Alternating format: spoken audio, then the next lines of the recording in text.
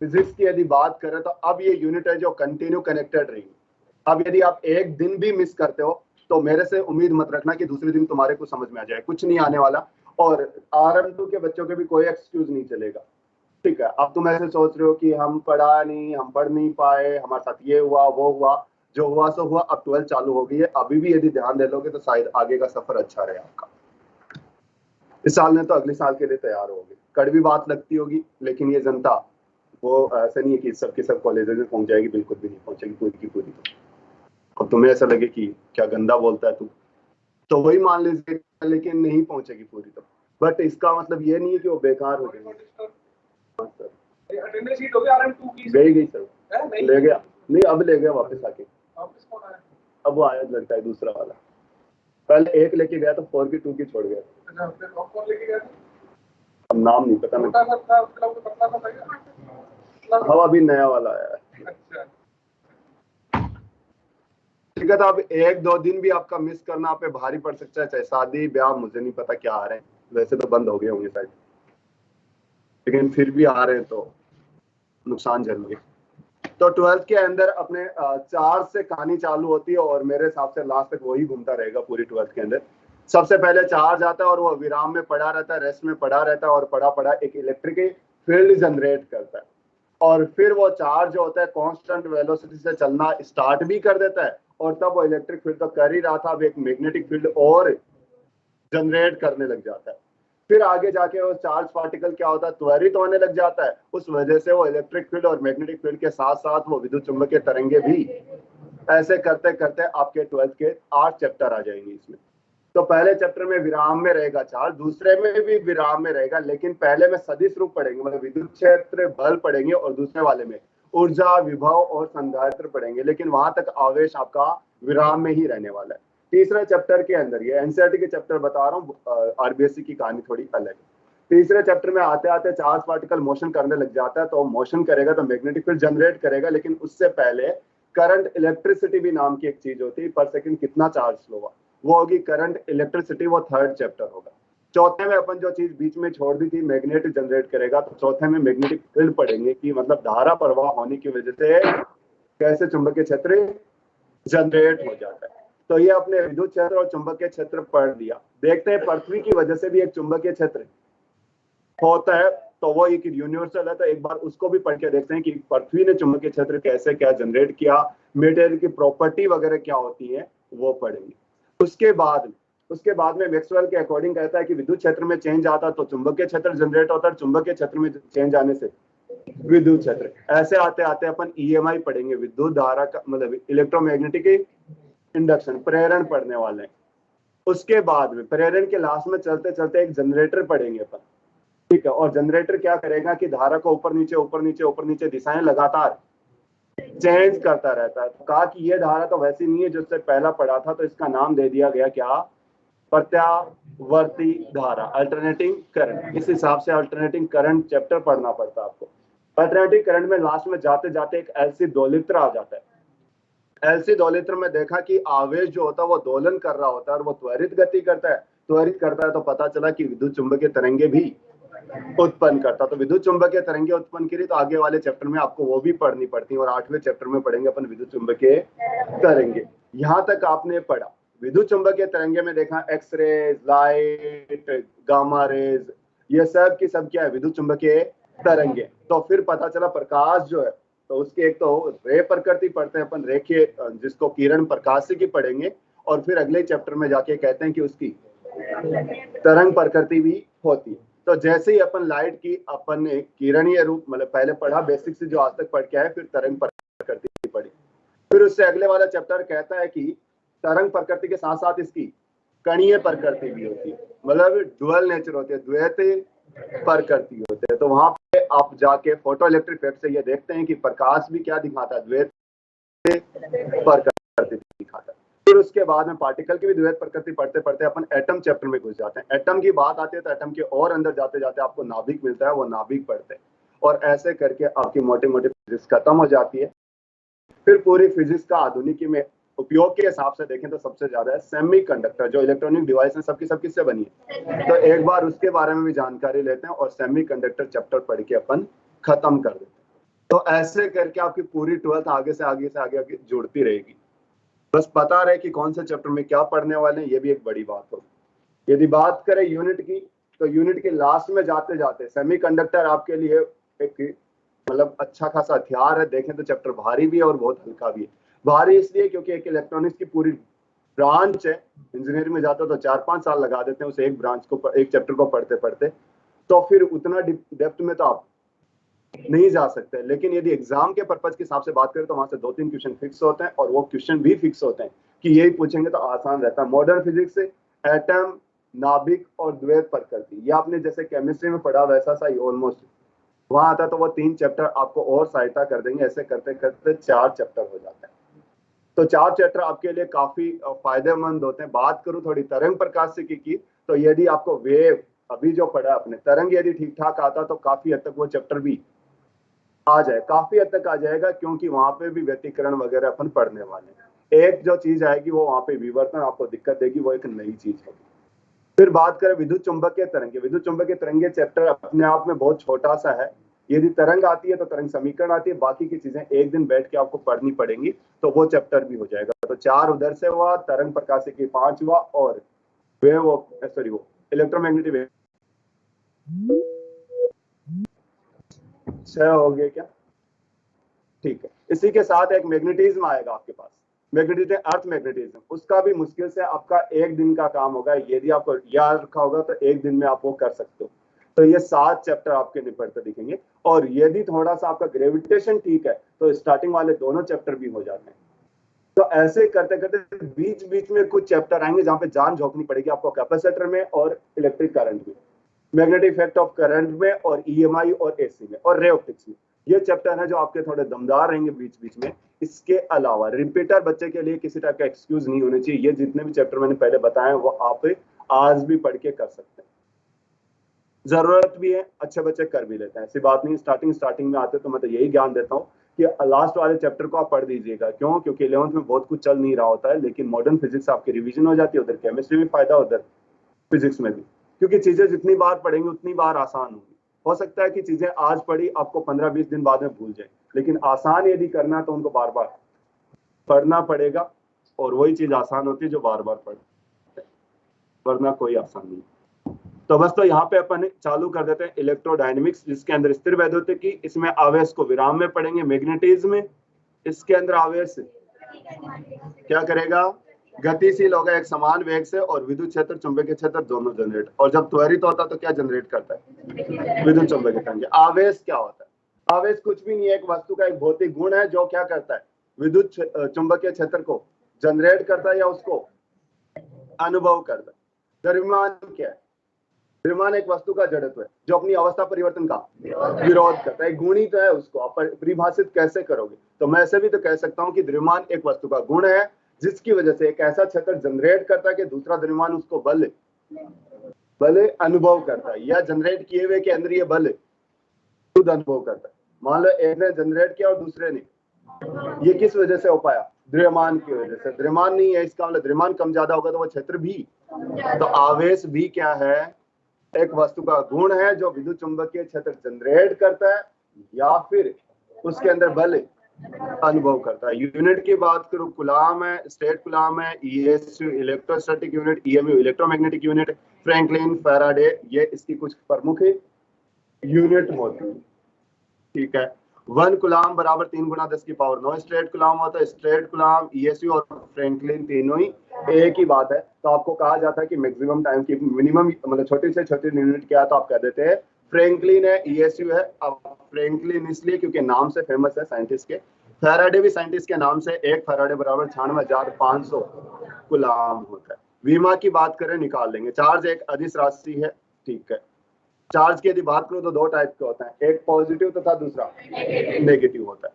कहते हैं कि कोई भी वस्तु यदि चुंबकीय क्षेत्र तो या विद्युत क्षेत्र जनरेट नहीं कर रही, इसका मतलब उस पर आवेश नहीं है, उस पर क्या नहीं है? आवेश नहीं है। लेकिन दुनिया में कोई भी वस्तु एटम से मिलकर तो बनी होगी। एटम है तो उसके अंदर इलेक्ट्रॉन और प्रोटॉन होंगे, और फिर भी वो क्षेत्र जनरेट नहीं कर रही, तो सारे इलेक्ट्रॉन प्लस प्रोटॉन दोनों बराबर रहे होंगे, और नेट आवेश 0। तो मैं ऐसे सोडियम की बात करता हूँ। सोडियम तो 11 इलेक्ट्रॉन प्लस 11 बराबर है, 0 आवेश से 11 जाएगा तो P बराबर -E। मतलब ये श्योर हुआ कि प्रोटॉन और इलेक्ट्रॉन का आवेश तो समान होगा, लेकिन एक का प्लस है तो दूसरे का माइनस है। नाम देने थे, एक को राजा तो दूसरे को रानी दे देते, एक को प्लस तो दूसरे को माइनस दे देते। बस ये बताना था कि इनके लिंक क्या है, अपोजिट है, मतलब ये एक दूसरे के विपरीत है। ठीक है, उस दिन नाम दे दिया, आज तक वो चलता आ रहा है। ठीक है, तो इसने बेंजामिन फ्रैंकलिन ने क्या बताया, कहाँ गया वो, अच्छा ये बेंजामिन फ्रैंकलिन ने बताया कि इनको पॉजिटिव और इसको क्या कहेंगे अपन, नेगेटिव बताएंगे। बस इतना ही नाम दिया। तो इसका मतलब क्या हुआ कि भाई इलेक्ट्रॉन प्रोटॉन का मास तो समान होता है, सॉरी आवेश तो समान होता है, इलेक्ट्रॉन में निकाल लिए तो कौन ज्यादा बच जाएंगे, और प्रोटॉन का चार्ज कैसा, तो पॉजिटिव कुछ नहीं है, इलेक्ट्रॉन की कमी पॉजिटिव और इलेक्ट्रॉन की अधिकता नेगेटिव। प्रोटॉन को निकालना नामुमकिन वाला काम होता है, केवल किसको निकाला जा रहा है, इलेक्ट्रॉन्स को निकालते।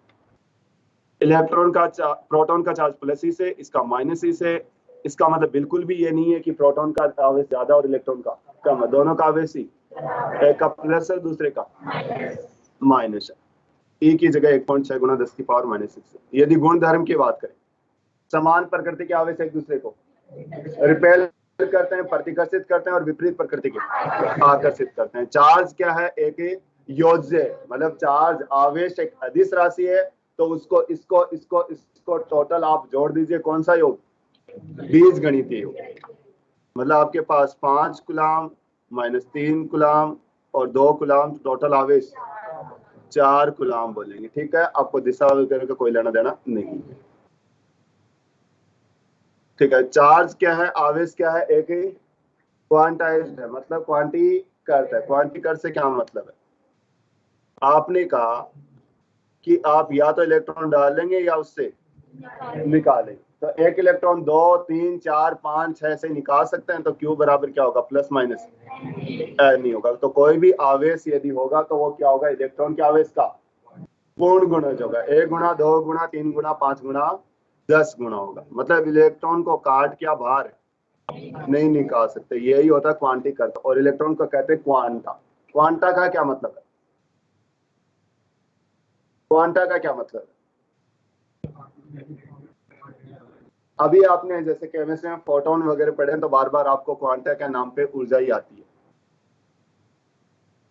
क्वांटा का मतलब बेसिक सा होता है कि जो छोटी से छोटी यूनिट जिसको और फर्दर डिवाइड नहीं कर सकते, उसे क्या कहते हैं, क्वांटा। जैसे अपने बात करें इंडियन करेंसी के हिसाब से, मुद्रा के हिसाब से, तो आप अपना क्वांटा क्या है, हाँ 1 रुपया 1 पैसा।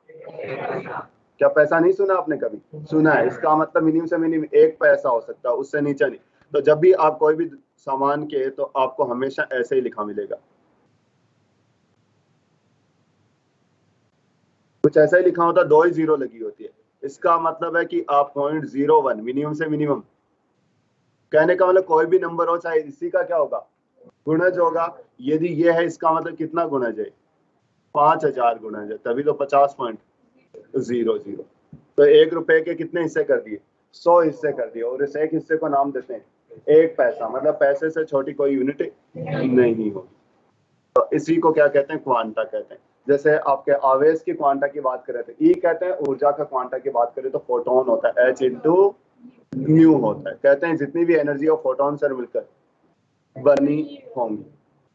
कहते हैं द्रव्यमान का भी वैसे तो क्वांटा हो सकता है, लेकिन अभी तक तो कोई डिस्कवर नहीं हुआ। तो द्रव्यमान सभी के सभी पॉसिबल द्रव्यमान मिले हैं, ऐसा कुछ भी नहीं देखने को मिला कि द्रव्यमान इसका गुणज है। अभी तक तो नहीं हो सकता, आगे जाके कुछ मिल जाए, कि अभी तक ऐसा कुछ नहीं मिला कि वो द्रव्यमान है वो इसका गुणज ही होगा, वो कुछ भी हो सकता है।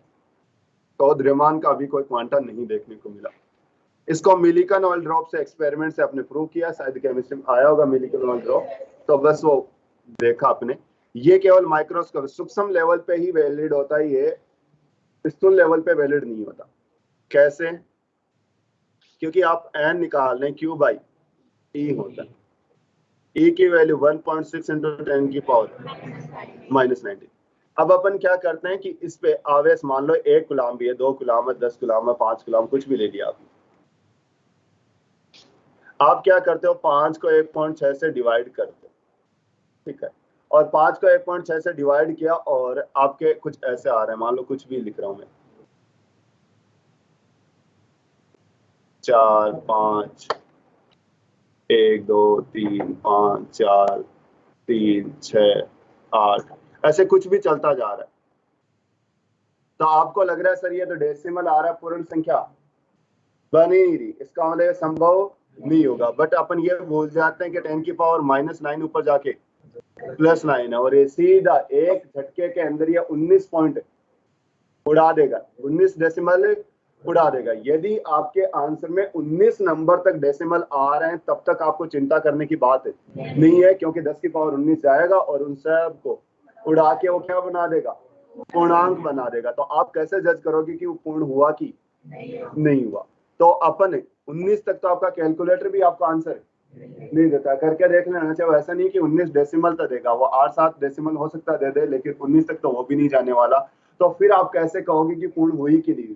तो अपन कहेंगे ठीक है हमें चेक करना ही नहीं है, केवल हम किस पे लेवल पे चेक करेंगे, माइक्रोस्कोपिक। मैक्रो को हम मान के चलेंगे। यदि आपको क्वेश्चन में कहा जाता है इसका 1.3 माइक्रोकूलम इसका आवेश है, तो आपको ज्यादा टेंशन लेने की जरूरत नहीं है कि वो 1.3 माइक्रोकूलम संभव है या नहीं। ये मान के चलो इतना बड़ा आवेश है तो शायद संभव हो गए, क्योंकि एक कूलम के अंदर भी 6.25 गुना 10 की पावर 18 इलेक्ट्रॉन होते हैं। तो एक कूलम के अंदर इतने होते हैं, तो अब ये सोचने की बात नहीं है कि उसके अंदर वो पूर्णांक होंगे कि नहीं होंगे। केवल किस लेवल पे चेक करेंगे अपन? माइक्रोस्कोपिक लेवल पे ही चेक करेंगे।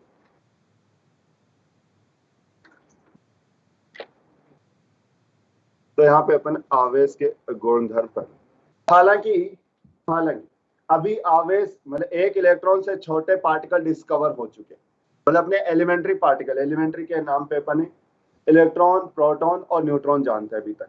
लेकिन ऐसी बात नहीं, इनसे छोटे छोटे पार्टिकल और भी आ चुके हैं। कुछ नाम सुने होंगे आपने, लेप्टॉन, बेसॉन, पाई मेसॉन, जेड बोसॉन, इस टाइप की, पहले वाले चैप्टर में, सबसे फर्स्ट चैप्टर 11th में। तो ये क्या है? ये भी एलिमेंट्री पार्टिकल डिस्कवर हो चुके हैं। कहा जा रहा है कि करीबन 100 के आसपास पार्टिकल अब तक डिस्कवर हो चुके हैं अकॉर्डिंग टू मॉडर्न फिजिक्स। लेकिन अपन केवल अभी भी उन्हीं में फंसे पड़े, न्यूट्रॉन, प्रोटॉन एंड न्यूट्रॉन, क्योंकि वो आ चुके हैं लेकिन वो फ्रीली संभव मतलब स्टेबल नहीं है, उनका लाइफ टाइम बहुत ही कम है। न्यूट्रॉन का भी लाइफ टाइम ज्यादा नहीं, कितना है, कितने सेकंड तक जिंदा रहता है न्यूट्रॉन?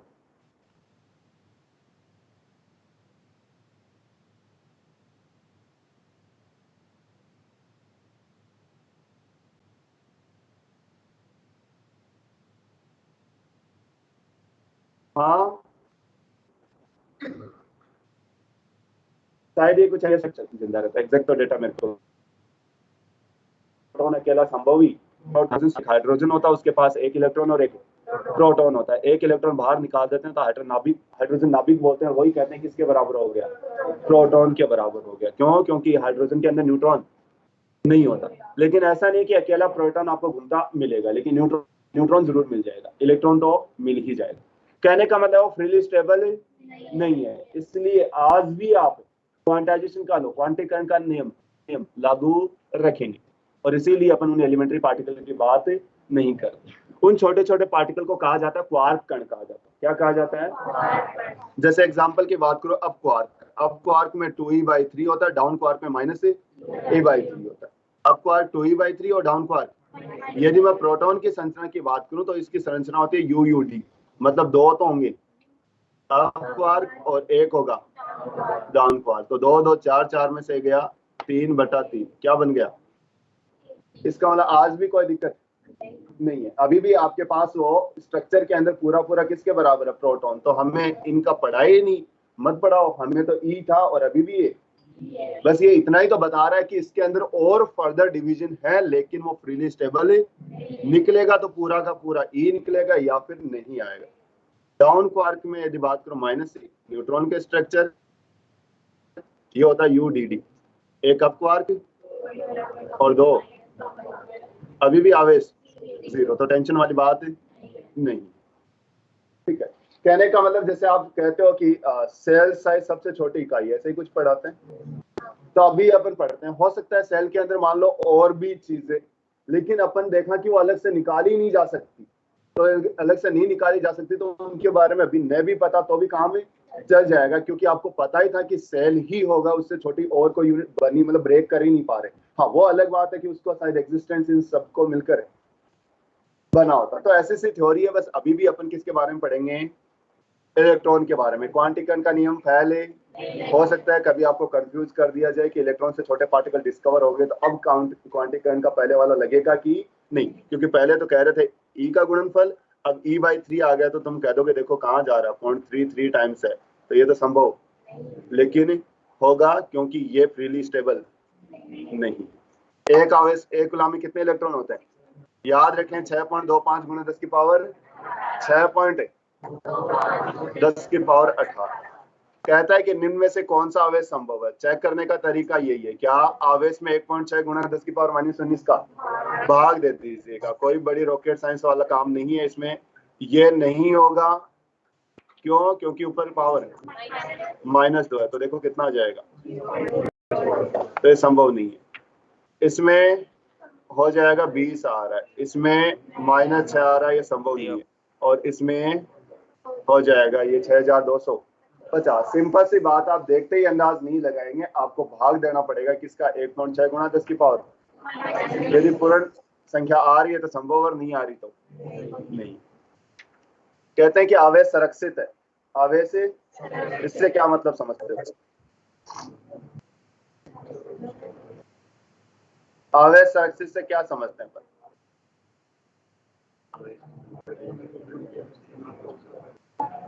कहते हैं एक कौन से निकाय का? विलगित निकाय। विलगित से मतलब क्या होता है? जिसका बाहर से किसी का लेन देन। ये कमरा विलगित कर दिया, इसका मतलब है इस कमरे का बाहर से कनेक्शन नहीं है। आइसोलेटेड वर्ड यूज करते हैं, जो कि आजकल आपने कोरोना में खूब सुना होगा। आइसोलेशन में, आइसोलेशन का मतलब बाहर से कनेक्शन उसका नहीं। तो ये कि विलगित निकाय जो होता है उसका टोटल आवेश क्या रहेगा?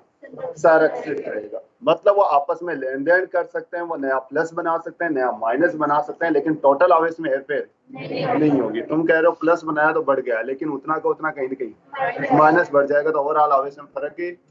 तो विलगित निकाय या फिर ब्रह्मांड का कुल आवेश क्या रहता है? हमेशा संरक्षित रहता है। नया आवेश उत्पन्न कर सकते हैं, फिर वो पॉजिटिव नेगेटिव आवेश उत्पन्न कर सकते हैं, उनको खत्म भी कर सकते हैं, लेकिन ओवरऑल आवेश में कोई परिवर्तन नहीं आएगा। तो कुछ स्टेटमेंट बोलता हूँ, सही गलत बताना। ब्रह्मांड का कुल धनावेश संरक्षित है।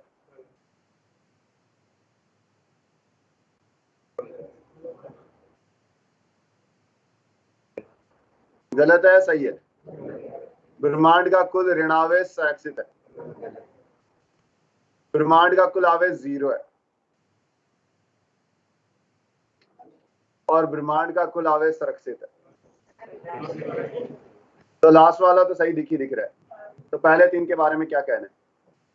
तो तीनों ही गलत है, क्योंकि टोटल धनावेश संरक्षित नहीं है। यदि ऐसा होता तो इसका मतलब धनावेश को बढ़ा ही नहीं सकते। हम बढ़ाते ही हैं, रगड़ने से, प्रेरण से, बहुत तरीकों से धनावेश बनाया जा सकता है, ऋणावेश भी बनाया जा सकता है। कुल आवेश 0 के बारे में नहीं कह सकता कि किसने चेक किया कि ब्रह्मांड का कुल आवेश 0 है कि नहीं है। ये आज किसी को नहीं पता। हो सकता है पहले से 5 कूलम था, तो अब दुनिया उम्र भर क्या रहेगा? 5 कूलम रहेगा। तो जो था वो रहेगा, लेकिन 0 बोलना सही नहीं। कहते हैं कि चार्ज को ना तो उत्पन्न कर सकते हो ना ही नष्ट कर सकते, लेकिन चार्ज पार्टिकल को, कण को अपन नष्ट और उत्पन्न कर सकते हैं। जैसे इलेक्ट्रॉन और प्रोटॉन को मिलाया तो न्यूट्रॉन बन गया, तो आपने देखा चार्ज पार्टिकल, इलेक्ट्रॉन भी गायब हो रहे, लेकिन आवेश पहले भी आपका 0 था और अभी भी 0 है। कहते हैं चार्ज इज इनवेरिएंट, चार्ज अचल है। इसका मतलब क्या है? गतिशील होने की वजह से द्रव्यमान प्रभावित हो जाता है, लेकिन आवेश प्रभावित नहीं होता है। थ्योरी ऑफ रिलेटिविटी के अकॉर्डिंग कहते हैं कि गतिशील द्रव्यमान कुछ ऐसा होता है, ठीक है। तो ये रिलेटिविटी की थ्योरी कहती है कि m = m0/√(1 - v²/c²। मतलब गतिशील द्रव्यमान इससे दिया जाएगा। बताओ जरा m और m0 में संबंध, मतलब कौन बड़ा कौन छोटा? m बड़ा है m0?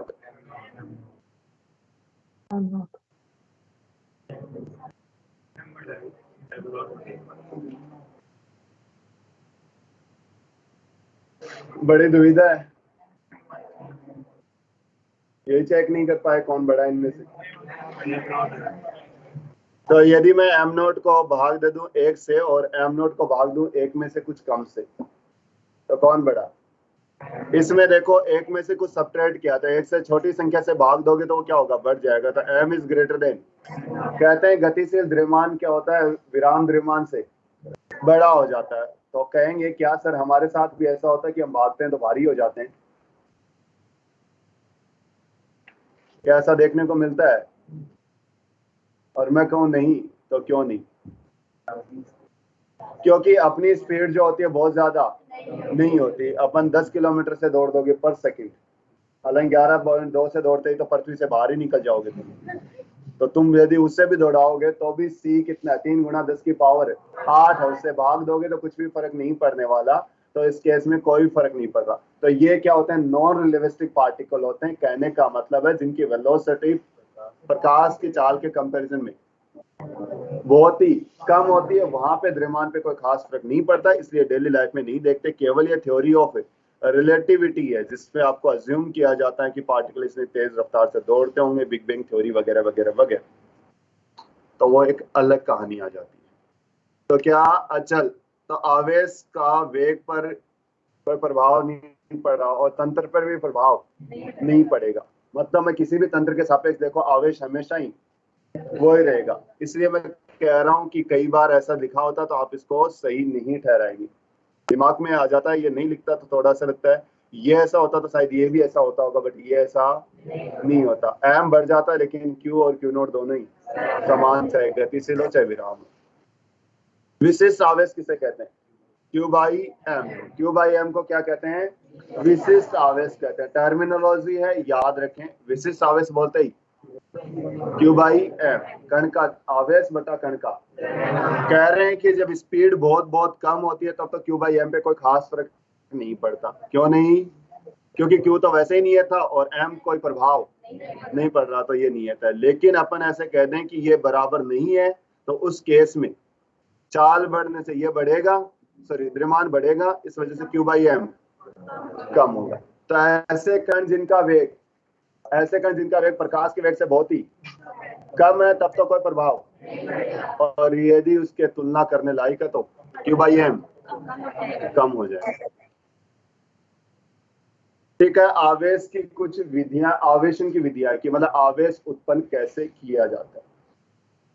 तो स्टार्टिंग में लग रहा हो थोड़ी स्पीड, यहाँ नहीं स्पीड बढ़ाएंगे तो आगे नहीं पहुंचेंगे। और इनमें आपको जितना पता है बस आपको सुनने हैं वर्ड ऐसे से क्या क्या होता है। आवेशन की विधियों के बारे में बता दीजिए जरा। 3 विधि होती है मोटी मोटी: घर्षण, चालन, प्रेरण। बता दो तो जरा, घर्षण में क्या होता है? हाँ, जब दो वस्तुओं को आपस में रगड़ा जाता है तो एक धनावेशित और दूसरी, ये कहानी होती क्यों है? थोड़ी कोई मैकेनिज्म मुझे बताया तो अच्छा लगेगा मुझे सुन के, बाकी का मैं तो बताऊंगा। बता रहे हैं एक इलेक्ट्रॉन ग्रहण करते हैं। ठीक है, और कोई?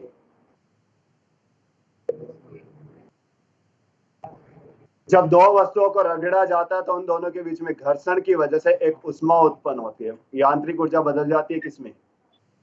उष्मा में बदल जाती है। वो उष्मा दोनों वस्तुओं को मिलती है और उनके उसके इलेक्ट्रॉन जो उस उष्मा को अवशोषित करके उत्तेजित होते हैं।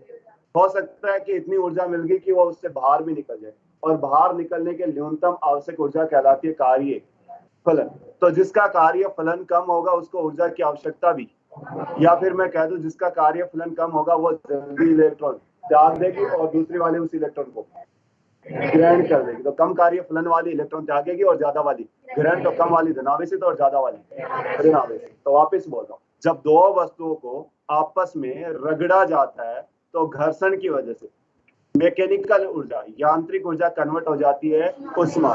ये उष्मा दोनों वस्तुओं को मिलती है, उनके इलेक्ट्रॉन उस उष्मा को अवशोषित करके उत्तेजित होते हैं, और कार्य फलन जिसका कम होता है वो इलेक्ट्रॉन त्याग के दूसरी उसको ग्रहण कर लेती है, कम कार्य फलन वाली धनात्मक और ज्यादा वाली, और ये घटना घर्षण द्वारा आवेशन कहलाती है। ठीक है, जैसे एग्जाम्पल के लिए मैंने कहा ए और बी को रगड़ा, ए धनात्मक हुई और बी, इसका मतलब ए का कार्यफलन कम था। फिर मैं बी सी को रगड़ा, बी धनात्मक और सी, तो बी का कार्यफलन। तो मैं पूछ रहा हूँ कि ए सी को रगड़ेंगे तो क्या होगा, तो आपको पता चल गया यहाँ से ए का सबसे कम और सी का। तो यदि ए और सी को रगड़ोगे तो कम वाली ज्यादा को देगा, तो ए वाली त्यागेगी और सी वाली, ए वाली पॉजिटिव और सी वाली। कहने का मतलब यहाँ पे कॉन्सेप्चुअल पॉइंट भी बन गया कि ऐसा सवाल भी बन सकता है जिसमें आपको कार्यफलन का कॉन्सेप्ट ही लगाना होता है। चलो इससे और आगे यदि इसी पॉइंट की बात करें, घर्षण के अंदर जो होता है दोनों वस्तुओं में आवेश का परिमाण तो समान होता है, लेकिन प्रकृति कुछ भी कर लो, जितना एक त्यागेगी दूसरी उतने के उतने, तो एक सदैव धनात्मक होगी दूसरी सदैव ऋणात्मक होगी। किसके अंदर है? घर्षण के अंदर की बात करें, ठीक है। दोनों का आवेश समान और परिमाण, सॉरी, आवेश का परिमाण समान और प्रकृति भिन्न होगी, ठीक विपरीत हो जाएगी। घर्षण कहाँ देखने को मिलता? जैसे अपन बालों के कंघे को रगड़ना या स्केल को रगड़ने से उसका आवेशित होना किस वजह से? घर्षण की वजह से होता है, ठीक है। कई बार अपने पास कपड़े थोड़े से सिल्की से कपड़े पहन रखे होते हैं और अपन किसी से हाथ मिलाते हैं, किसी को टच करते हैं, अचानक करंट सा आता है, झटका सा आता है, किस वजह से होता है? घर्षण की वजह से। तो सिल्की कपड़े पहनते अपन कोट वगैरह पहनोगे सर्दियों के टाइम पे थोड़ा, तो बार बार घर्षण की वजह से ऐसा होता है कि अपने अंदर क्या इकट्ठा हो जाता है? आवेश। और आवेश जब ट्रांसफर होता है तो क्या होता है? झटका, ठीक है। तो ये तो बॉडी अपनी रिएक्शन, अपनी बॉडी क्या बताती है मस्तिष्क को, वही संकेत वाली बात है कि आपकी बॉडी में अचानक कुछ चेंजेस आ रहे हैं, बस वो चेंजेस आ रहे हैं तो अपने को झटका सा महसूस होता है, ठीक है। एक सुई जो होती है अपने हाथ में चुभोई जाती है, अपने मस्तिष्क को जानकारी मिलती है कि अपन कुछ हुआ है, लेकिन वो सुई जो ड्रिप वगैरह क्या बोलते हैं उनको, जो परमानेंट पहना के रखते हैं, वही तो पता तो मुझे नहीं चला। कैनुला, एनुला के, ठीक है, तो कैनुला होता है। तो कैनुला चढ़ी है तो फिर तो दर्द नहीं होता होगा। एक दिन जिस दिन चढ़ाई उस दिन दर्द हुआ होगा, बाद में तो हाथ के लगा के घूमते देख के तो ऐसा लगता है कि बेचारे के दर्द होता होगा, लेकिन ऐसा नहीं हुआ। तो आपकी बॉडी रिएक्शन तब करती है जब बॉडी में चेंजेस आते हैं, तो ऐसा ही कुछ हुआ वहां पे भी। तो वहां पे जब अपने आवेश अपनी बॉडी पर आ रहा है या बॉडी से जा रहा है तो अचानक चेंजेस आए, इस वजह से अपने को क्या महसूस होता है? झटका महसूस होता है। यदि ऐसा नहीं होगा तो बिजली के तार पकड़ने के बाद में आपका धीरे धीरे पूरा ब्लड सूख चुका होगा, इलेक्ट्रॉन गायब हो चुके होंगे, और फिर भी आपको नहीं पता चलता तो आप मर ही जाएंगे। तो आपका मस्तिष्क वो तो जानकारी देगा ही कि बॉडी में चेंजेस आ रहे हैं, आप सतर्क रहें, कुछ भी घटना घट सकती है। वो कम आवेश है इसलिए आपको बहुत बड़ी दिक्कत नहीं आती, लेकिन आप ट्रांसफॉर्मर के जाके हाथ लगाइए, शायद मतलब एहसास हो सके तुम्हें, ठीक है। क्यों धनंजय, हुआ है कभी करंट लगा आज तक? आज तक करंट ही नहीं लगा कभी है? नहीं, घर्षण से नहीं, वैसे बिजली के तारों आरों से।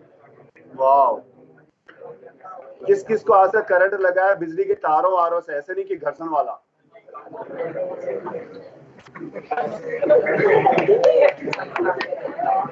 वाह, किसी के कोई घातक वाला लगा हो ऐसे बताना चाहिए, मेरे जैसा तो शायद किसी के नहीं लगा हो, किसी को ऐसा लग रहा हो अपने बारे में। क्यों, पोल से नीचे गिर गया था क्या? ऊपर चढ़ गया था करंट की वजह से? मैं छत से नीचे।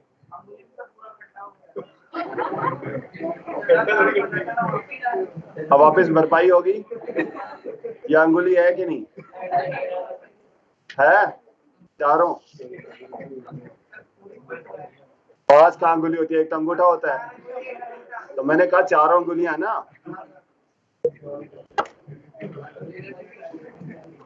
हाँ, आंसू कह रहा है मेरे को भी कुछ खतरनाक सा था। हाँ आंसू,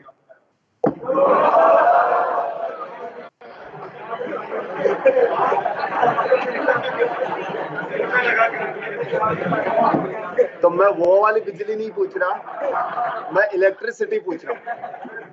कह रहा यहां लगा, गजब आदमी। क्यों? तो यहाँ की कैसे लग गया ऐसे झूलते झूलते?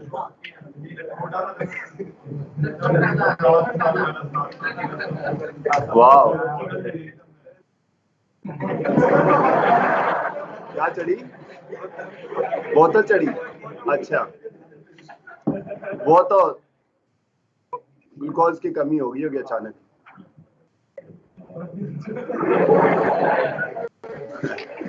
बढ़िया, हो सकता है इसको लग रहा हो कि ऐसा हुआ है, थोड़ा इसका ठीक ठाक चल नहीं रहा होगा, ऐसे होता है ना कई बार अस्त व्यस्त हो जाते हैं, चिपके लगाते हैं, ऐसे लगाया होंगे, तेरे को पता नहीं हो, वरना दिल पे कौन झटके लगाता है भाई। अच्छा, तार झूल रहा था, असर हुआ तेरे ऐसे कुछ खास? मतलब एक तो ऐसे हुआ, एक मतलब ज्यादा वाला बेहोश हो गया था, वो तो डर के हो गया होगा, दिल थोड़ी रुक गया। मैंने तो ऐसे खूब ही, हमारे तो ऐसे करते रहते हैं, बिजली का काम खुद ही कर लेते हैं, ऐसे कभी कुछ कहते भी नहीं, बस ऐसे होगा तो अपना कहो ना तो नटिंगो बैठ जाए, लगा दियो ना हाथ, तो ऐसे। अब तो फिर भी ऐसे बता पैसे कमाता तो थोड़ा कहते भाई जानू जानू जानू, वरना तो कहाँ। हाँ मतलब बिजली के भी हमें चिपके हैं, धमकी भी हमें मिले। तेरे को कहा था ना ढंग से, ठीक है, तेरे को भी लगा, तेरे को बोल रहे हैं, मैं तेरे को महंगा दिखता हूँ? तेरे को लगता है मैं इधर देखता हूँ इधर बोलता हूँ? भगवान ने इतनी सेक्सी आंखें दी और तू ऐसे कह रहा है। क्या करें, बड़ाई करना सीख लेते हैं खुद की भाई, जो चीज नहीं है उसके लिए क्या करें, बोलना ही पड़ता है। अब सब तेरे जैसी तो मुझे दी नहीं है, कैसे नहीं, ऐसे चाइना वाली सी नहीं है तेरी आंखें, बोले बहुत छोटी छोटी, हंसते तो हो जाती है, तेरे को लगता है वो तो, बाकी नॉर्मली पूछ ले क्यों इसकी आंखें छोटी नहीं है क्या, और इसे फाड़ने के बाद इतनी हुई है, नॉर्मली सोच तू। हाँ, हम बात कर रहे थे घर्षण की। हाँ, रिलैक्स मिल गया होगा कि कई जो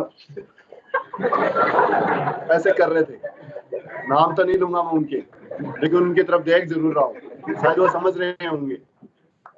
हाँ, कई तो इतने बात से ले रहे, मास्क से भी काम नहीं चला, मास्क को ऐसे अब तो उतार दिया उन्होंने। आओ, घर्षण तो अपन कह रहे थे, जो चेयर पे बैठे रहते हो पीछे से कोई पीटता है और आपको फिर वो हाथ लगाया होगा, वो झटके आए होंगे, वो भी घर्षण की वजह से किए होंगे ऐसे कांड तो आपने खूब सारे। तो यही घर्षण का होता है। साथ ही साथ कोई व्हीकल जो होता है, ज्वलनशील पदार्थ ले जाने वाले व्हीकल जो होते हैं, साधन जो होते हैं, उनके जंजीरें लटका के और जमीन से टच कर दी जाती है। क्यों? क्योंकि लगातार गति करने की वजह से उनके पार्ट्स में और साथ के साथ हवा के साथ घर्षण की वजह से उस पर आवेश इकट्ठा हो जाता है और चिंगारियां उछलने की वजह से आग पकड़ सकता है, तो जितना भी आवेश होता है वो पृथ्वी में जाता रहता है। इसी वजह से प्लेन वगैरह जो होते हैं उनके टायर थोड़े से चालक पदार्थ के बनाए जाते हैं, सामान्यतः तो अपने रबर वगैरह के बने होते हैं। चालक बनाने का कारण क्या है? क्योंकि लगातार कई किलोमीटर तक वो हवा में रहते हैं, इतना सारा एरिया, उसमें घर्षण की वजह से उसमें आवेश इकट्ठा हो जाता है। आवेश इकट्ठा हो जाता है, पता चला कि आवेश गया ही नहीं, तो गेट खोला है, रोस्टेज आई है और नीचे जा रही है खुद ही, तो ऐसे केस में दिक्कत ना हो जाए तो क्या कहते हैं कि उसको जैसे ही उतरा, लैंड किया, उससे पहले जो भी एकत्रित आवेश था वो कहाँ चला गया? पृथ्वी में, और उसके बाद में गेट खुलेगा तो आपको दिक्कत नहीं आएगी। ये सब घर्षण के कारण है। उसके बाद आता है चालन द्वारा आवेशन।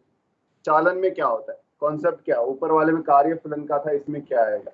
जब दो वस्तुओं को आपस में किसी चालक तार से जोड़ दिया जाता है तो आवेश का प्रवाह उच्च विभव, धनावेश का प्रवाह उच्च विभव से निम्न विभव तब तक होता रहेगा जब तक दोनों का विभव बराबर हो जाए। मतलब यहाँ पे चालन में कारण यही है कि दोनों का विभव क्या होना चाहिए, अंत में समान होना चाहिए।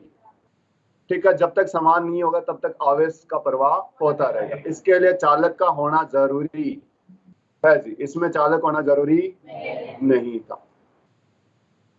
ठीक है, इसी के साथ चालन के अंदर जो होंगे, दोनों के अंदर आवेश की प्रकृति समान हो गया, तो दोनों पे धनावेश हो गया दोनों पे, क्योंकि ऐसा नहीं हो सकता एक चालक पे आवेश पॉजिटिव और दूसरे पे नेगेटिव, क्योंकि पॉजिटिव और नेगेटिव आवेश हो गया तो विभवांतर जीरो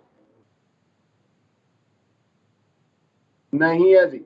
अरे श्योर है कि इसका पॉजिटिव वाले का विभव नेगेटिव वाले से ज्यादा होगा, तो आवेश का प्रवाह तब तक होगा जब तक विभव समान ना हो जाए। तो फाइनली दोनों पे या तो धनात्मक आवेश हो गया दोनों पे, लेकिन आवेश का दोनों पे बराबर होना जरूरी नहीं है। क्या जरूरी है? विभव समान होना जरूरी। कहते हैं कि चालक को दिया गया आवेश उसकी आवेश घनत्व उसकी वक्रता त्रिज्या के व्युत्क्रमानुपाती। कैसे रहे? आपने विभव जानते हैं क्या होता है? के क्यू बाई आर होता है गोले की यदि बात करूं तो, और आवेश घनत्व के रूप sigma into 4 pi R square. एक आर से एक आर गया, वी आप कह रहे हो समान है तो सिग्मा इंटू आर कॉन्स्टेंट, तो sigma is inversely proportional to R. मतलब ज्यादा आवेश वहां इकट्ठा होगा जहां पे वक्रता त्रिज्या छोटा होगा। आवेश घनत्व का मतलब ही यही है, प्रति क्षेत्रफल आवेश। तो नुकीले हिस्से जहां होंगे जहां पे वक्रता त्रिज्या कम होगी वहां पे आवेश ज्यादा इकट्ठा होगा।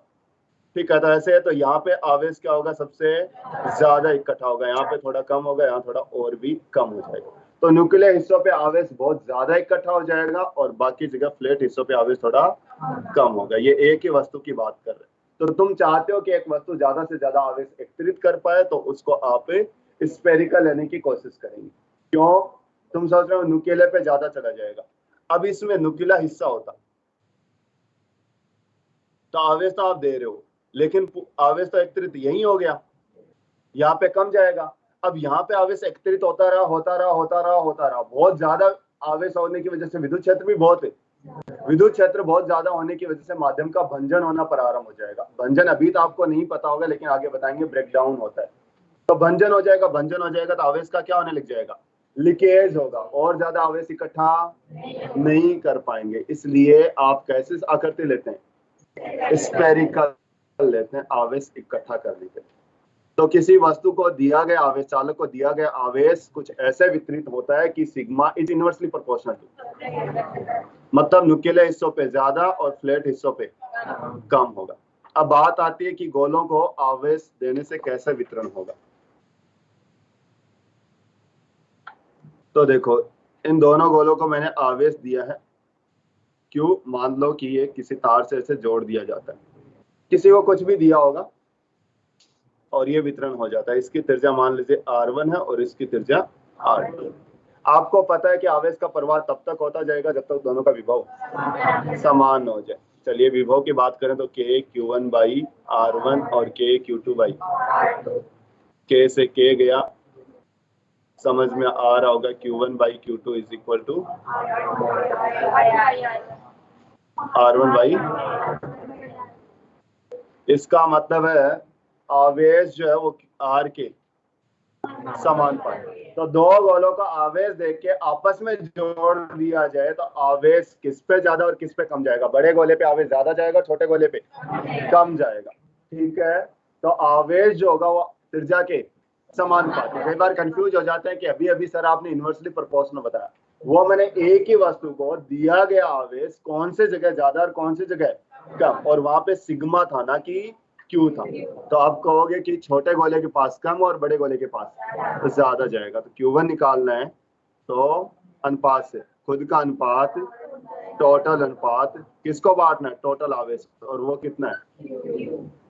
Q2 खुद का अनुपात टोटल अनुपात और जिसको बांटना है। क्लियर है?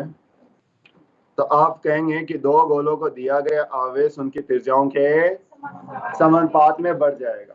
बड़े पे ज्यादा और छोटे पे, दोनों ही गोले सर्वसम हो तो दोनों पे आवेश आधा आधा बढ़ जाएगा। यदि दो सर्वसम गोले हैं, टोटल आवेश Q है, दोनों को संपर्क में लाया जाता तो उसके पश्चात Q/2 Q/2 हो जाए। ठीक है, इसमें शिकायत नहीं होनी चाहिए। ठीक है जी, ठीक ठीक ठीक ठीक ठीक ठीक। अब ये देखिएगा एक कॉन्सेप्चुअल क्वेश्चन की सवाल आता है, ये चीजें कुछ है जो मैं लिख दूंगा आगे, तो प्रॉपर हिंदी कर रखी है, ये शायद उनको लिखवा के पढ़ाया हुआ, तो इस वजह से बीच बीच में थ्योरी नहीं लिखी। तो क्या है कि एक अंदर वाला गोला और एक बाहर वाला। आपसे सवाल ये कहता है, क्वेश्चन ये है कि क्या एक गोले का संपूर्ण आवेश आप दूसरे गोले पे ट्रांसफर कर सकते हैं, मतलब एक वस्तु का पूरा आवेश दूसरे को दे सकते हैं। तो थोड़ा सा लगता है कि सर आपने कहा कि त्रिज्याओं के अनुपात में, अब एक का पूरा तो तभी पे जाएगा जब दूसरे की त्रिज्या क्या हो, बहुत छोटी हो, या मतलब एक का अनंत त्रिज्या और दूसरे की त्रिज्या क्या हो, 0, तभी पूरा का पूरा दूसरे पे, अन्यथा तो पूरा आवेश तो नहीं जा सकता। लेकिन एक तरीका है,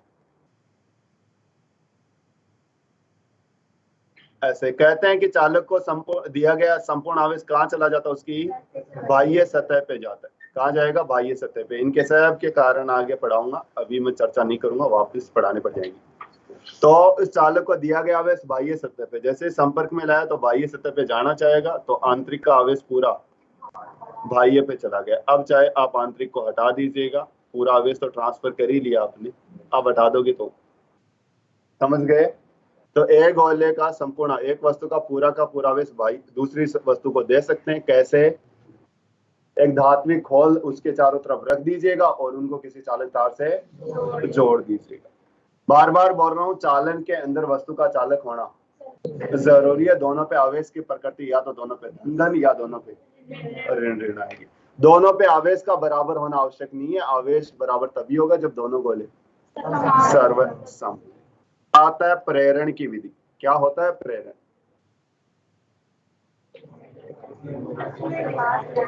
जो प्रेरित कर दे उसे अपन प्रेरण, मतलब प्रेरित करके आवेश का उत्पन्न करना क्या कहलाता है, प्रेरण कहलाता है।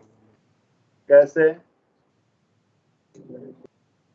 देखो पहली दो वस्तुओं का अपने रगड़ा, दूसरे वाले में किसी तार से जोड़ा या वस्तुओं को टच में लाए, और तीसरे वाले को तो संपर्क में भी नहीं ला रहे, बिना संपर्क में भी एक वस्तु पर दूसरी की वजह से आवेश उत्पन्न कर दिया जाता है, यही घटना प्रेरण कहलाती है। तो प्रेरण का मतलब तो डल लाइफ में देखते ही अपन, किसी से प्रेरित होना, इंड्यूस होना, प्रभावित हो जाना। तो यहाँ पे आवेश क्यों नहीं होगा बेचारा।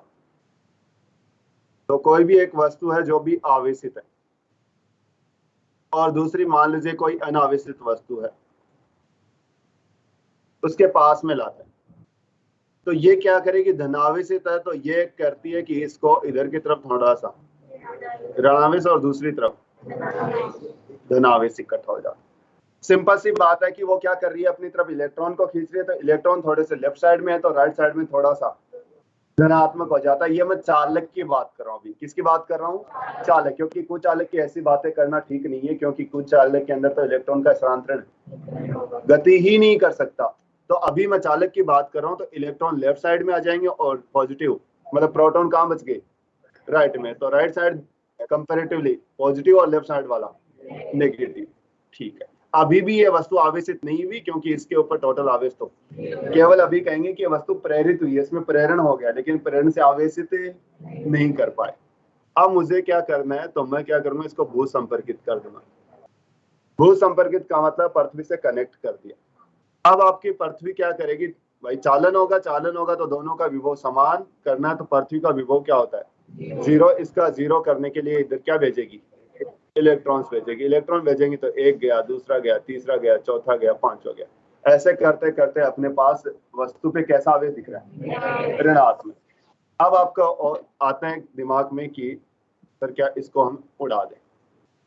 यदि इसको हटाते ही कहानी फिर से बिगड़ जाएगी कि वस्तु आपकी क्या हो जाएगी, वापिस से धनावेशित हो जाएगी, क्योंकि गोलों पे आवेश कैसा, अब ऋणावेश। पृथ्वी का विभव 0 है, तो उसका विभव 0 करने के लिए वो ऋणावेश कहाँ चला जाएगा, वापस पृथ्वी में, और आपकी वस्तु फिर से उदासीन हो जाएगी। तुम चाह रहे हो कि वो आवेशित रहे, तो इसके लिए आप क्या करोगे, इसको नहीं, आप पृथ्वी को हटा देंगे। जैसे ही पृथ्वी को आपने हटाया,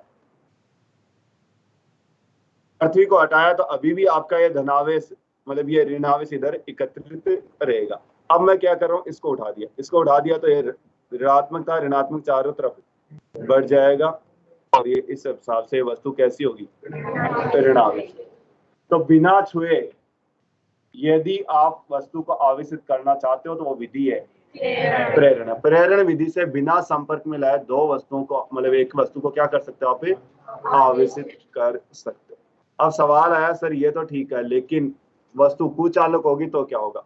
कुचालक में भी देख लेते हैं। ये मान लो पॉजिटिव है,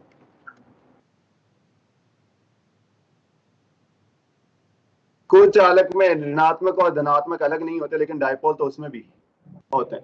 डायपोल होते हैं तो डायपोल कुछ ऐसे ओरिएंटेड हो जाते हैं कि इधर minus plus minus plus minus plus minus plus.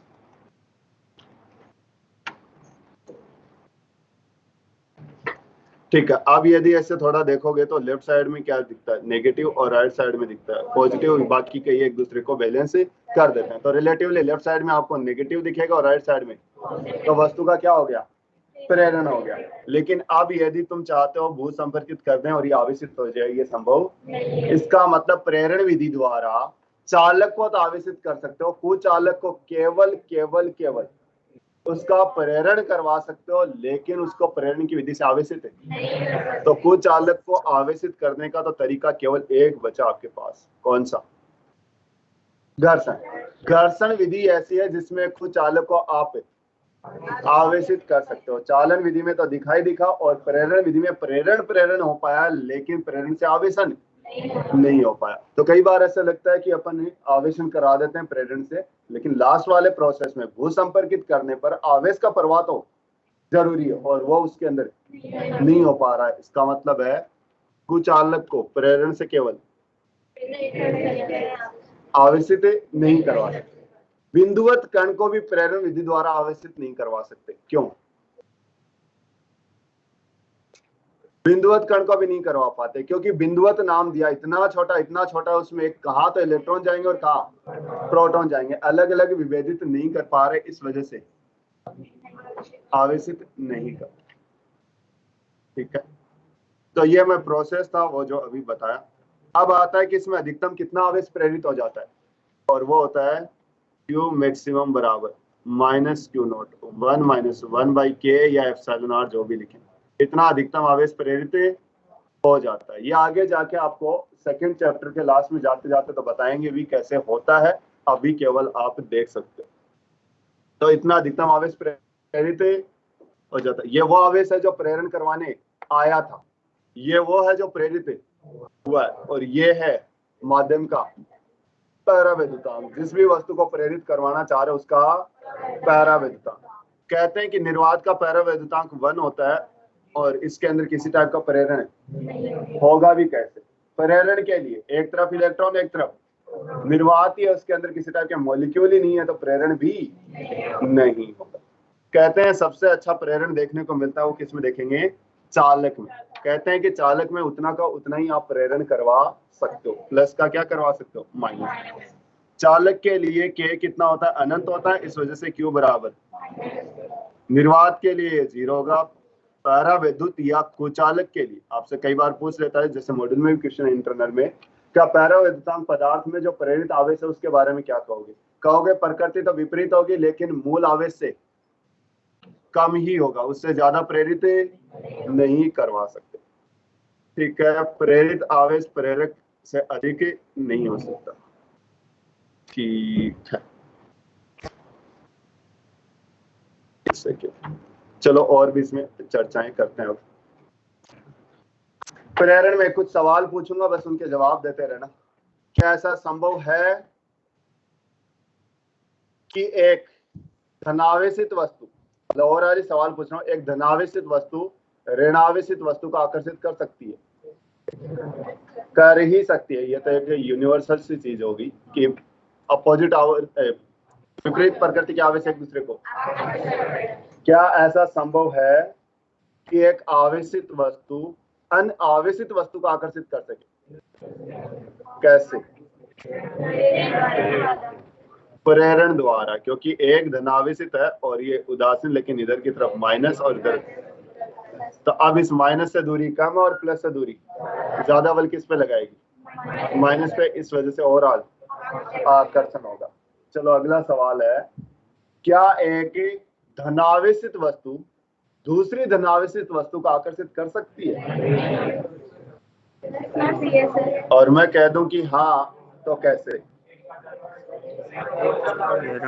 एक बहुत प्रबल आवेशित और दूसरी दुर्बल आवेशित। तो मान लो इस पे ये था, तो ये क्या करता है कि इधर की तरफ माइनस ले आई, फिर ये एक और माइनस ले आई, मान लो कि ये प्लस आपके इधर चला गया, फिर ये आ गया कि ये इधर प्लस चला गया, ठीक है, ये इधर प्लस आ गया, ये प्लस आ गया, ये प्लस आ गया। स्टार्टिंग में मेरे पास 2 प्लस थे, अभी भी मैंने क्या कर दिए 5, और ये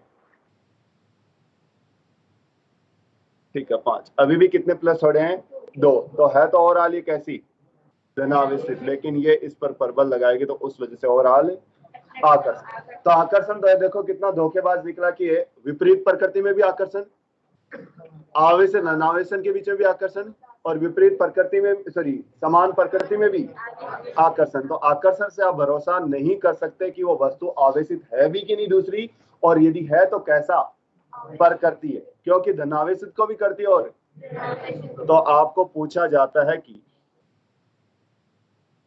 सही टेस्ट क्या, सही तरीका क्या है कि वो वस्तु आवेशित है कि नहीं?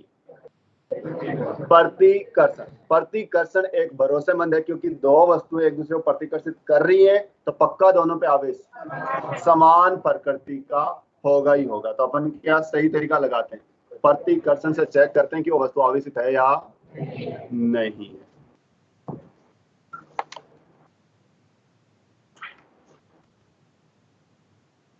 चलो अपन एक स्केल लिया, बालों के रगड़ा, और बालों के रगड़ने से सूखे बाल होते हैं तो वो आवेशित हो जाता है, और गीले बाल होते हैं तो ऐसा नहीं होता, क्यों? हाँ, सूखे बाल होते हैं तो वो आवेशित हो जाता है, और गीले होते हैं तो ऐसा नहीं, क्यों?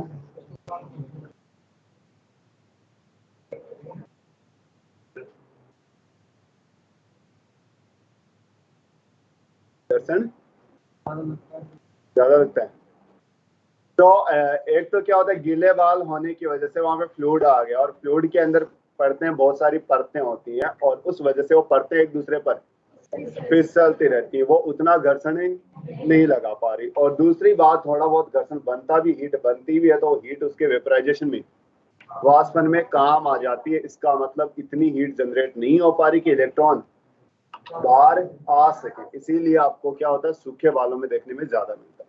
चलो अगली बात है कि वही स्केल लिया, बालों के रगड़ा, रगड़ने के बाद में एक पेपर पीस के पास लेके जाता हूँ, वो पेपर पीस को अट्रैक्ट करता है, फिर और नजदीक ले जाता हूँ, पेपर पीस को टच कर दिया और वो उसको प्रतिकर्षित करने लग जाता है। इस पूरी घटना में क्या क्या और कैसे हो गया?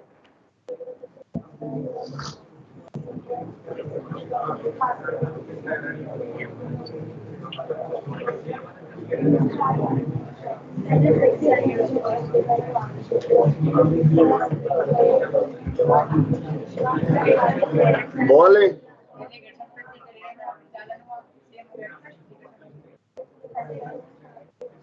स्केल को बालों के रगड़ा तो वहां पे घर्षण हुआ, और घर्षण से स्केल आवेशित हो जाता है। उस आवेशित स्केल को पेपर के टुकड़े के पास लेके जाया जाता है, तो वहां पे प्रेरण होता है और वो अपनी तरफ आकर्षित करता है। उसको करते करते उसके टच में कर दिया, वहां पे चालन हो जाता है, दोनों में समान प्रकृति के आवेश आने की वजह से प्रतिकर्षित करते हैं। ये पूरी घटना हो जाती है। चलो अगला सवाल है कि यदि न्यूटन का नियम, यदि कूलाम का नियम दूरी पर निर्भर नहीं करता, तो उस स्केल को पेपर पीस के पास लेके जाता तो क्या होता? आकर्षित, प्रतिकर्षित, या कुछ नहीं? यदि उस स्केल को पेपर पीस के पास लेके जाता तो उस पेपर पीस को आकर्षित करता, प्रतिकर्षित करता, या कुछ नहीं करता? या केवल ये कंफ्यूज करने के लिए दिया कि आपको ऐसा भी हो सकता? हाँ, आकर्षित करता। चलो और कोई?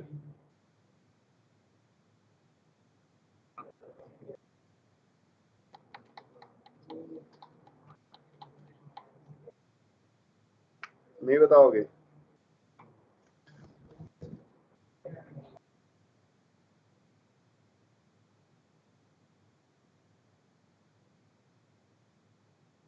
चलो मैं ऐसे कह रहा हूं कि वो ना आकर्षित करता और ना ही प्रतिकर्षित, चलो कारण ही बता दो।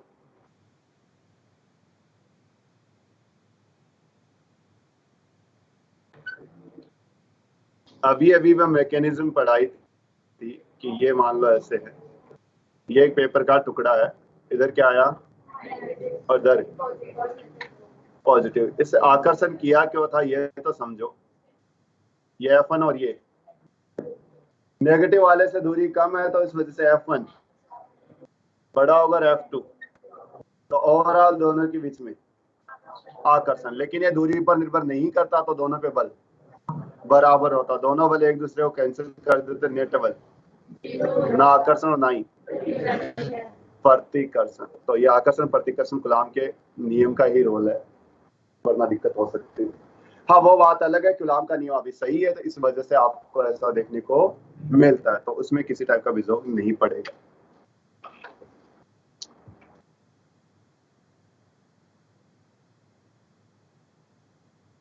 ठीक, एक गोल्ड लिफ्ट इलेक्ट्रोस्कोप बता देता हूं आपको।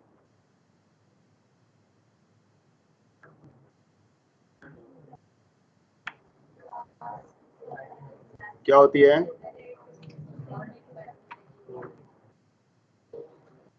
क्या होती है?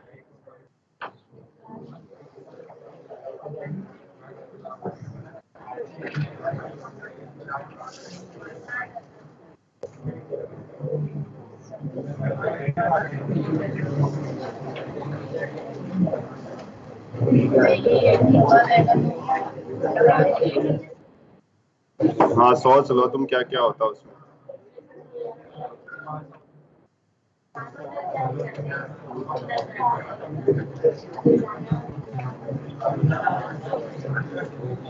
अब आपको कुछ घटनाओं के बारे में बताना है।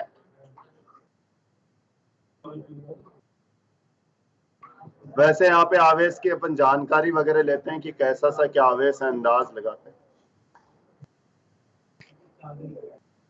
अब देखो मैं क्या करता हूँ, ये एक गोल्ड इलेक्ट्रोस्कोप है, ये जो स्वर्ण पन्नी होती है नीचे, स्वर्ण पन्नी इसलिए ताकि हल्की होती है, और हल्की होंगी तो आराम से ये दूर पास आ सकती है। अभी बस मेरे को कोई ना कोई डायग्राम तो बनाना ही था, तो ऐसा नहीं कि फैल रखी है, कुछ भी दिखाना ही था। मान लो कि ये ऐसे ही हो रखी है, फैल नहीं रखी है दोनों।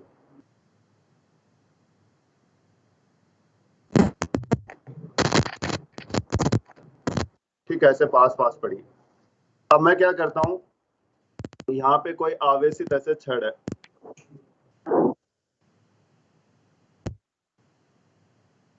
आवेशित छड़ इसके पास लाई जाती है।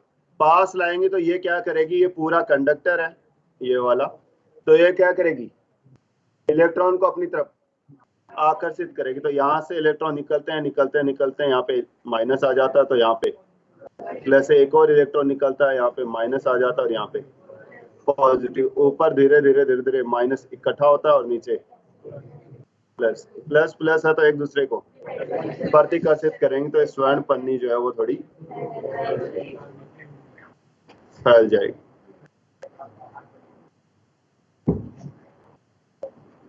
ठीक है, समझने के लिए आप ऐसे समझ सकते हैं, पास पॉजिटिव वाले को पास लाते हैं तो नेगेटिव इसकी तरफ आ जाएगा, पॉजिटिव से दूर भाग जाएगा, तो यहाँ पे पॉजिटिव पॉजिटिव होने की वजह से दोनों एक दूसरे को प्रतिकर्षित करते हैं। सवाल ये है कि इसको और पास में लाऊंगा तो ये क्या होंगे, थोड़ी सी और प्रतिकर्षित करेंगी। ठीक है, तो जैसे जैसे पास लाते जा रहे हो और प्रतिकर्षित करेंगे, करता गया करता गया करता गया। अब इसके टच में ले आया, अब क्या होगा,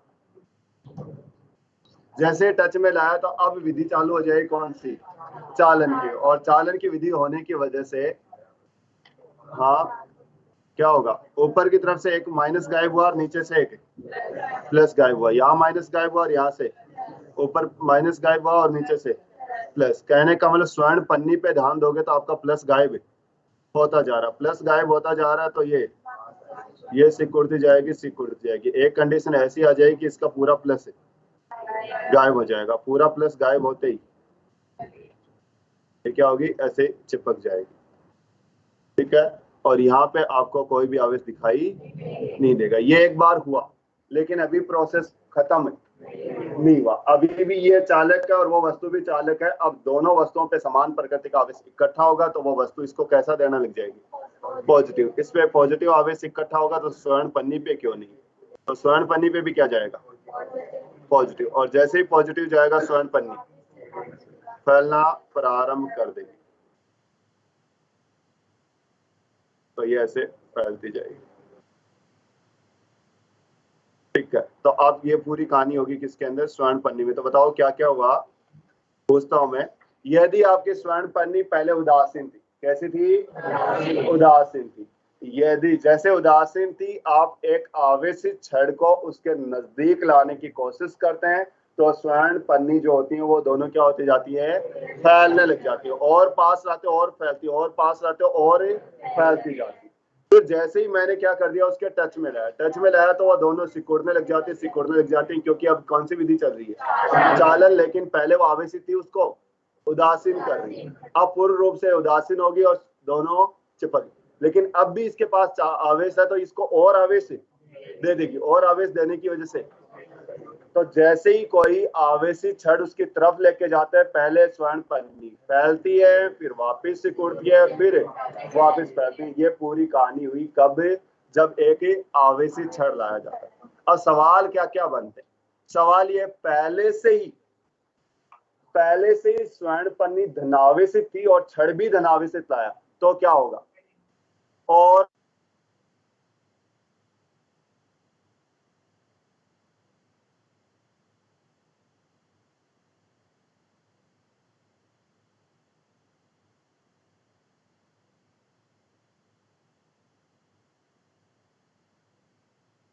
आवाज नहीं आ रही,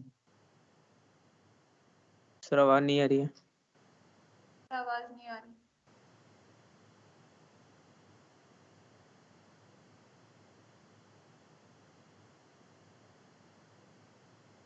सर आवाज नहीं आ रही, सर आवाज नहीं आ रही।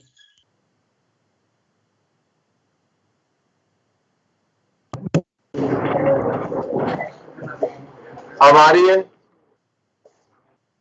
Yes sir, yes sir. ठीक है। तो मैं वापस रिपीट करता हूं, यदि पहले से ही वो क्या है, धनावेशित है और मैंने उसमें से एक्सरेज गुजार दी, तो बताओ क्या होगा। तो एक्सरे गुजारने से एक्सरे के गुणधर्म होता है कि वो माध्यम का आयनन कर देता है। आयनन करने से माइनस ए प्लस और माइनस ए प्लस माइनस प्लस ऐसा कर देता है।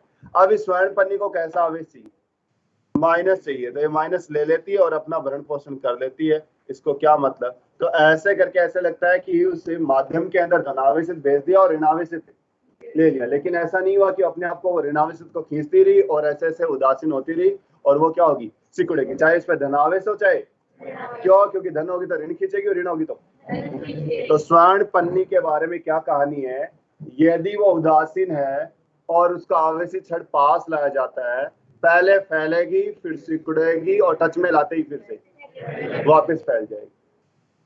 ठीक है, अगली चीज है, यदि वो आवेशित है और समान प्रकृति के छड़ ला रहे तो और फैलेगी, विपरीत के ला रहे तो सिकुड़ेगी। यदि वो उदासीन है, मतलब वो आवेशित है और एक्सरेज गुजार दी जाती हैं तो वो फैल जाती हैं, क्योंकि माध्यम का आयनन हो जाता है। आयनन से क्या कहा मैंने, पहला बात नहीं सिकुड़ जाएंगी, क्योंकि माध्यम का आयनन हो जाएगा और जो आवेश चाहिए वो अपने आप को ले लेगी और वो सिकुड़ जाएगी। ये केवल आपका यहाँ था क्या, आवेश क्या होता है, आवेश के गुणधर्म क्या होते हैं, आवेशन की विधियां क्या है। ठीक है, और अब आगे की चीजें आपको पूरी की पूरी रिपीट मिलेंगी। कौन सा, ग्रेविटेशन। गुलाम लॉ क्या होता है, गुलाम लॉ फटाफट बोलते रहिए। के Q1 Q2 भाई, के की वैल्यू पता होनी चाहिए 1/4 पाई एप्सिलॉन। यदि एप्सिलॉन नॉट माध्यम की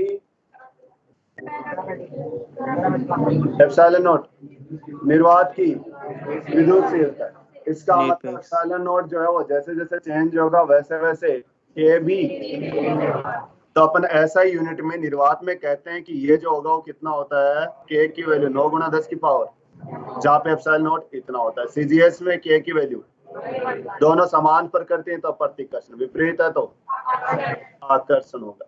ये बल जो होता है वो संरक्षी भी है और केंद्रीय बल भी है, व्युत्क्रम वर्ग नियम का पालन भी करती है।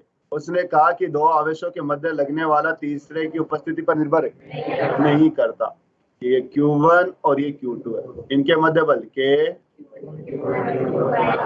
तीसरा रख दिया, नो डाउट इस पे और बल लगेगा, इस पे भी लगेगा, लेकिन इन दोनों में फर्क है नहीं पड़ेगा।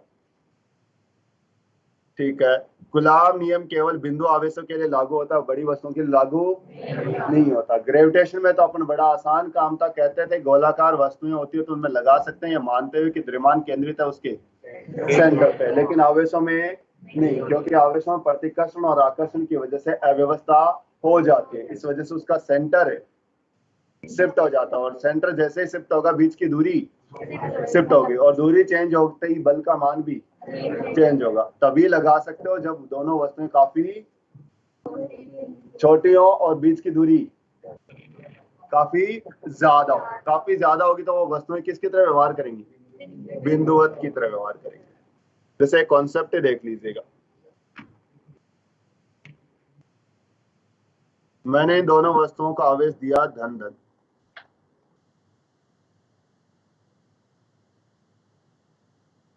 ठीक है, और दोनों के केंद्रों के बीच की दूरी r है, आवेश इसका Q1 और इसका, तो लगता तो है कि Q1 Q2 बाई, लेकिन ऐसा हो नहीं पाएगा, पास में होने से ये थोड़ा सा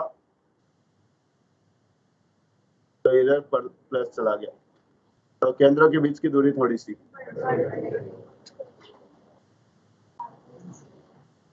तो बीच की दूरी बढ़ गई तो बल कम हो जाएगा, तो आपका जवाब होगा बल के Q1 Q2 बाई, होने को तो क्या होना चाहिए के Q1 Q2 by r dash square, लेकिन डैश की वैल्यू, तो आप इतना कह सकते हो कि के Q1 Q2 by r square से तो थोड़ा, और विपरीत प्रकृति का होगा तो उससे भी क्या होगा ज्यादा, मतलब दोनों प्लस माइनस होंगे। तो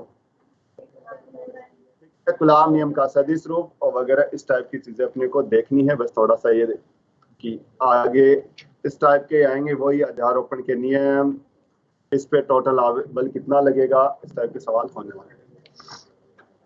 अच्छा है क्या टाइम, चलो सदिश तो मैं बता ही देता हूँ, फिर मैं सोचा कि हो गया।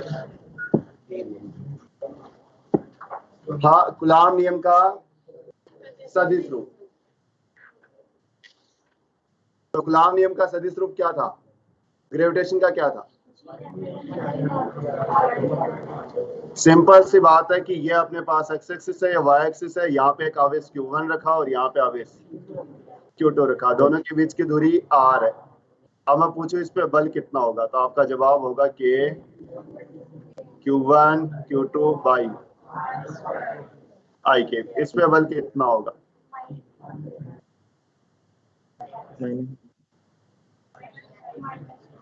यही तो क्या हो गया इसका सदिश रूप, बस दिशा बतानी, उसी को क्या कह देते हैं सदिश रूप। अब बड़ा आसान है, आई कैप जे कैप के कैप हो तो, लेकिन कई बार सवाल में एक्स वाई जेड नहीं होता, कुछ नया ही होता है, तो ऐसे केस में फिर आप आर निकालनी पड़ेगी।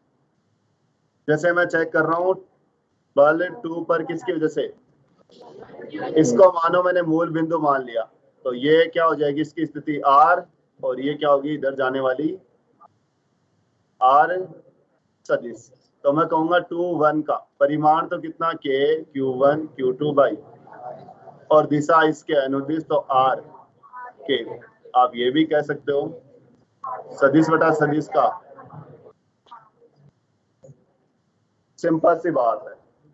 तो के Q1 Q2 by r cube into r vector, के Q1 Q2 by r cube into r जो है दोनों के बीच की, r सदिश क्या है उसकी दिशा, किसकी बल की। सिंपल सी बात है कि यदि राइट में है तो आप दिशा ये हो जाएगी, और लेफ्ट में तो दिशा ये हो जाएगी, और r सदिश निकालने का तरीका हमेशा होता है अंतिम माइनस से प्रारंभिक होता है। क्या होता है अंतिम माइनस से, देखता हूं जरा एक सवाल में कितना क्या पता चलता है। दोनों बल परिमाण में समान दिशा में विपरीत होते हैं, बलों का अनुपात पूछा जाए तो 1:1 होता है। एक 3 माइक्रोकुलाम है, एक 5 माइक्रोकुलाम है। 3 वाले की स्थिति सदिश दे रखी है कितनी, 1,2 और 5 की दे रखी है 2,4 -2। कह रहा है 5 वाले पे 3 की वजह से कितना बल लगेगा, सदिश दिशा के साथ बता दो।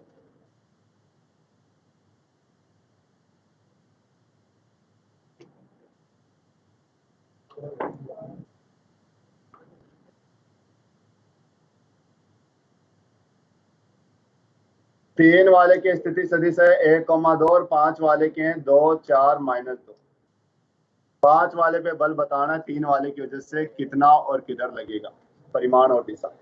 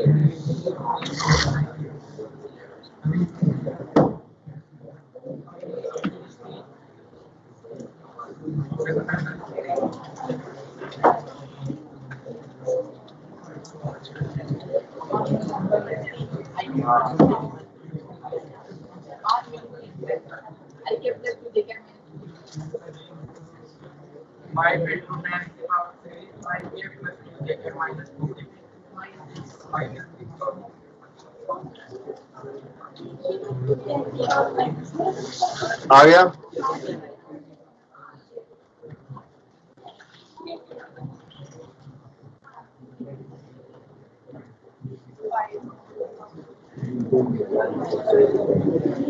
अब देखो थोड़ा सा डर सा लगता है जब सदिशों की बात होने लग जाती है तो पहले तो देखो ये 5 गुलाम पे बल लगेगा कहाँ,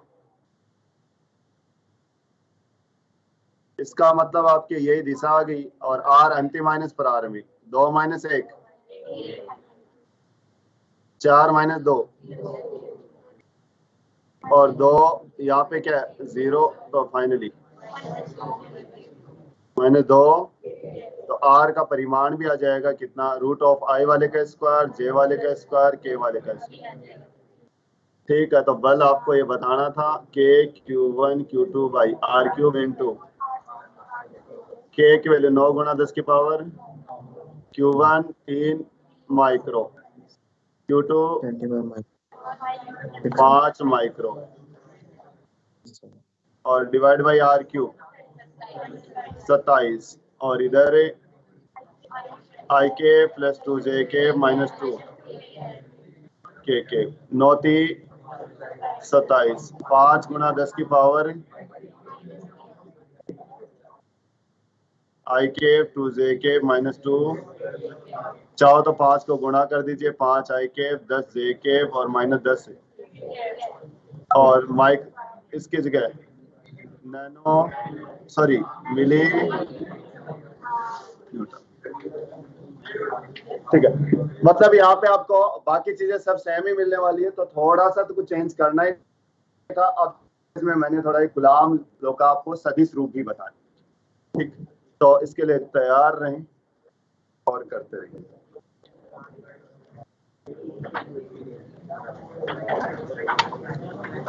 ठीक है, तो आज के लिए इतना ही और पढ़ना स्टार्ट कर दिया।